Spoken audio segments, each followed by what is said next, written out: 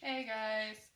So I said I was going to have you guys come back and see a video of me doing this heart for my husband. So we're going to go ahead and get into this. I want to let you know first off, we picked the colors. So we have a matte fuchsia Craft Smart, a matte brick red in Craft Smart, and then we have turquoise in folk art with glitter, and then we have a royal purple in folk art with glitter. So I'm going to play around with some stuff. I haven't used the matte yet, especially with glitter. We're going to find out how well this is going to go. We also have our Liquitex pouring medium, as always. As you can see, I have my cups laid out and ready. I have my broken up popsicle sticks. Makes for very easy pouring and mixing. I did already go ahead and mix my base coat. I just did some white with some pouring medium. Now you always want it to be like a thin honey consistency. If you can see that, it just kind of drips right off the stick. So the first thing I'm going to do, I'm going to cover the heart in this just so that I get a nice base going.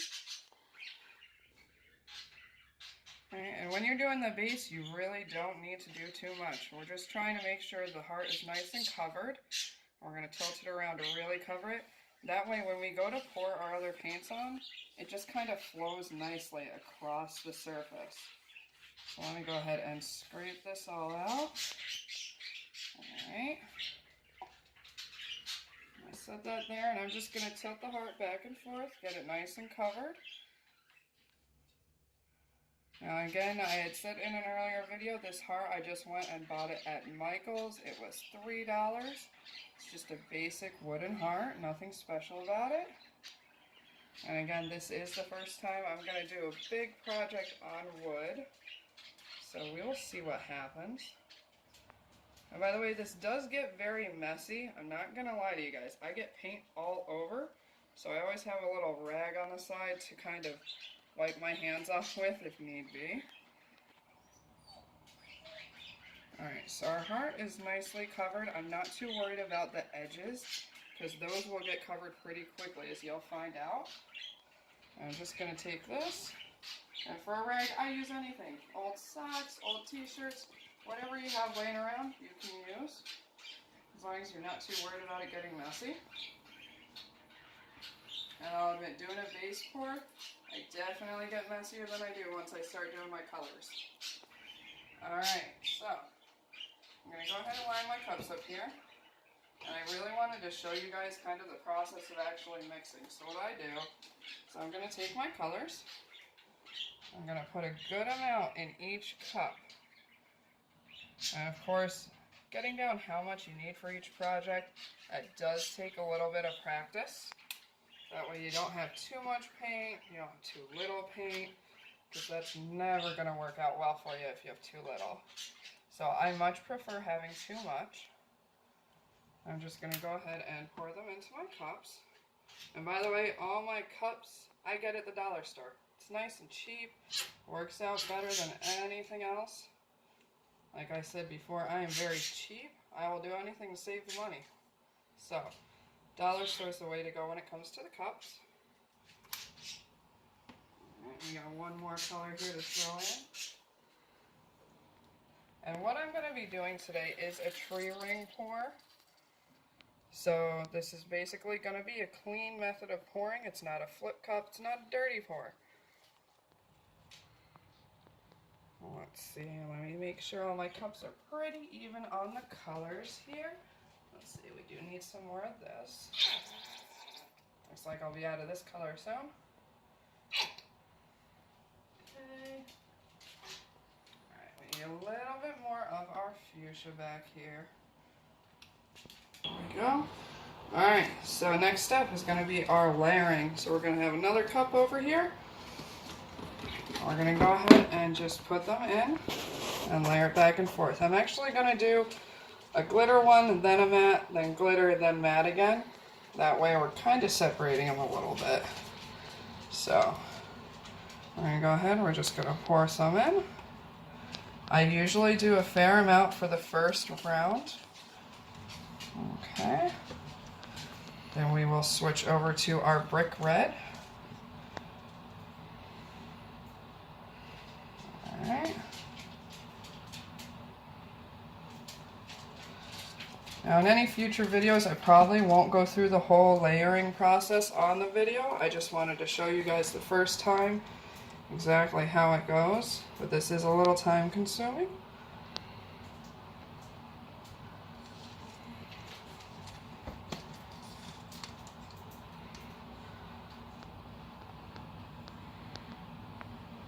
It's also not a whole lot to talk about during this part, so if anyone ever has any suggestions, definitely let me know.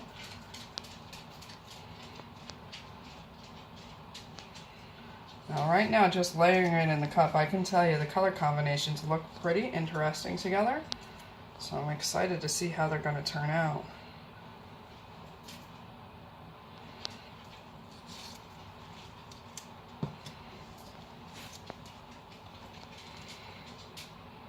And so you know, when you're doing this layering in your cup, even if it's not 100% even, that's alright.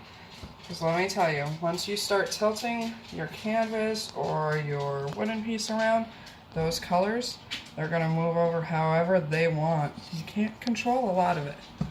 So the paint has a mind of its own. So absolutely don't get discouraged if a project doesn't turn out the way you originally envisioned it, because honestly, some of the things I've done, they look phenomenal and it's not at all what I anticipated.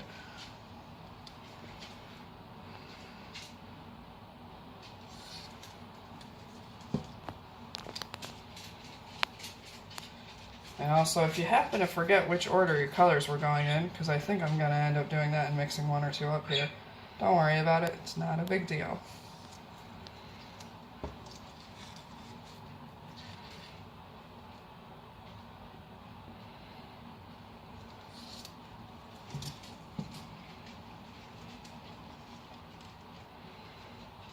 I don't know if you guys can see this glitter kind of flowing over the edge of that cup, but that's looking pretty cool.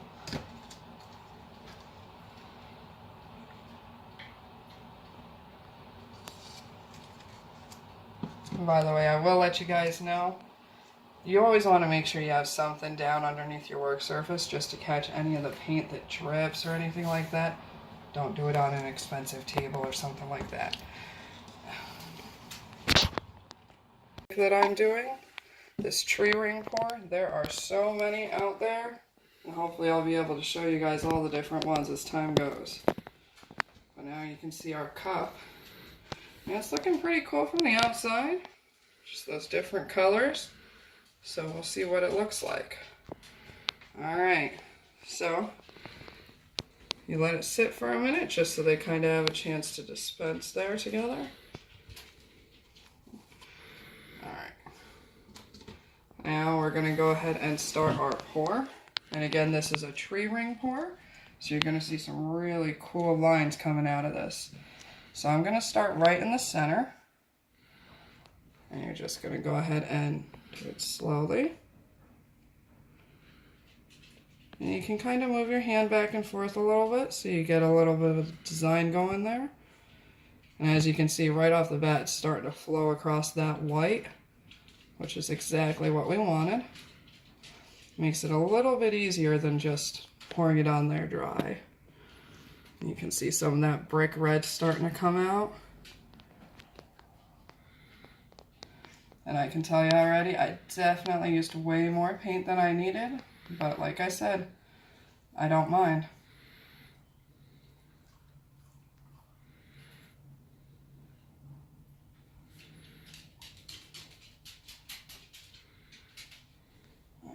And you can definitely see where it's starting to flow over those edges where I said not to worry about getting white all the way through, because this will take care of that.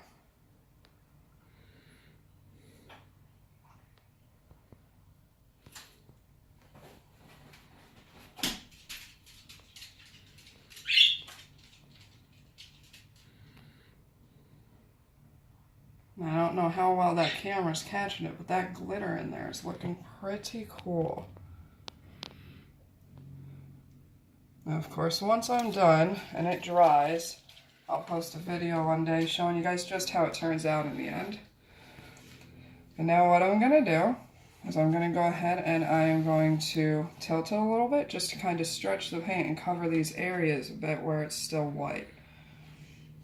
Now this part you want to be a little bit careful just to make sure that you don't overstretch it, because that can really ruin the effect on something. And here's where the messy part does happen. So I'm going to tilt it this way first.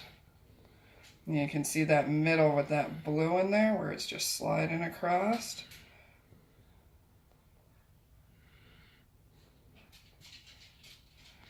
And just do it nice and slowly.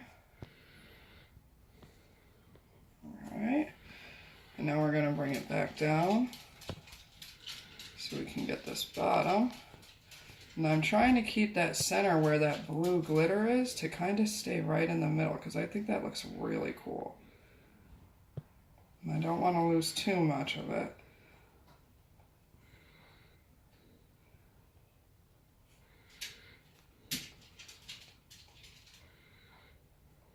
But as I said before, the paint does what it wants.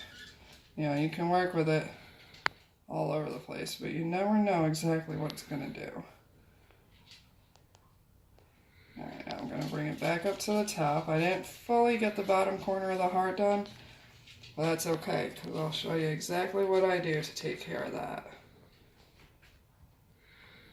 I'll bring it back up.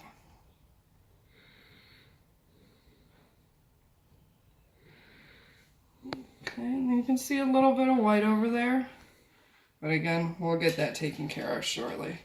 So I'm going to go ahead and set it back down.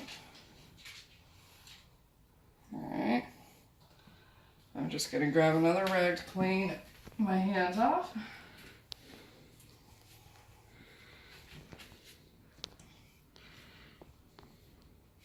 I hope you guys can see all those different colors in there, how they kind of ringed out together. It looks really cool.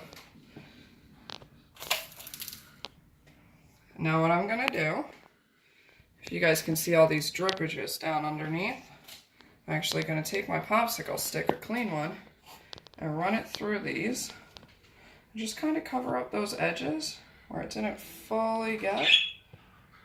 And see, this is my trick. I kind of eliminate a little bit of my paint waste, and I still get those edges covered.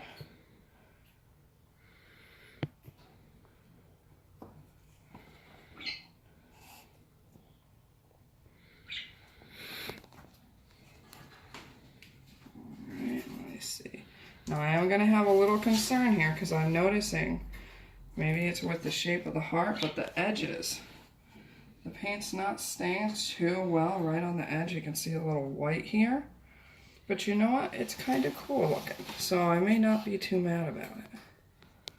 Let me just put some of this here to cover that spot.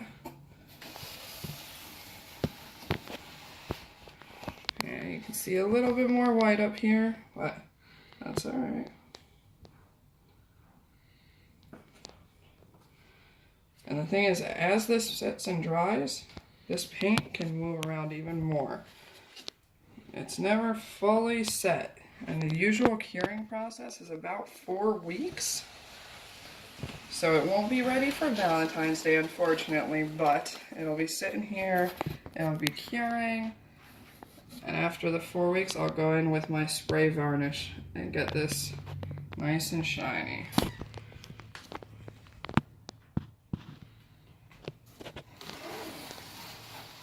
Alright, so it looks like it's pretty good. Pretty well covered. All my edges are looking good and covered. Now I'm really hoping this blue right here in the center, all this glitter stays there because I really like that. But then again, it could shift. Who knows where it'll end up once this is fully cured. So, you guys got to go ahead and watch one of these. I hope you guys enjoyed, and I'll see you next time. Bye.